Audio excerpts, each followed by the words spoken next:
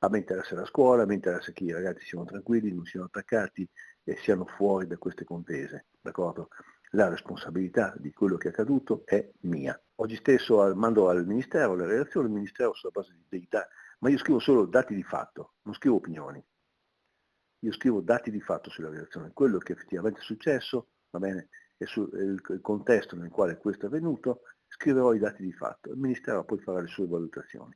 Si assume ogni responsabilità il dirigente scolastico dell'Istituto Comprensivo Sottomarina Nord dopo che il Ministero dell'Istruzione ha chiesto di acquisire gli elementi utili a ricostruire con precisione la dinamica dei fatti, si legge in una nota, e accertare le responsabilità del gesto di propaganda neofascista.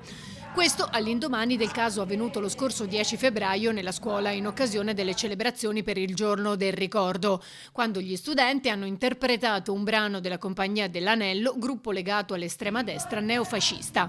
All'esito degli approfondimenti, conclude la nota del Ministero, saranno adottati provvedimenti ritenuti necessari e opportuni per sanzionare comportamenti incompatibili con la nostra Costituzione.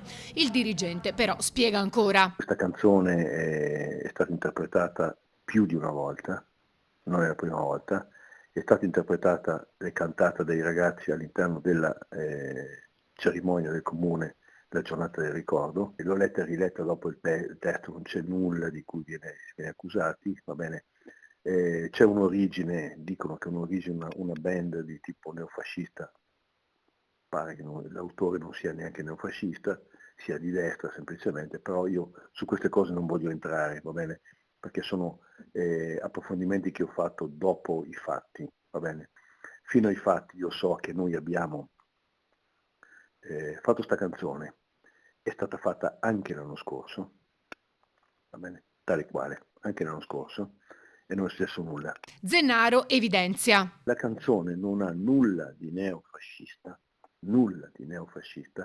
tant'è che non ricordo più se un anno fa o 2 anni fa, nel concorso promosso dalla Regione per le scuole sul tema della giornata del ricordo, della memoria degli esuli dell'Istria e della Dalmazia, va bene, ha usato nel titolo, la Regione Veneto ha usato nel titolo del concorso un verso della canzone, emerge con chiarezza il ricordo di quelle terre, va bene?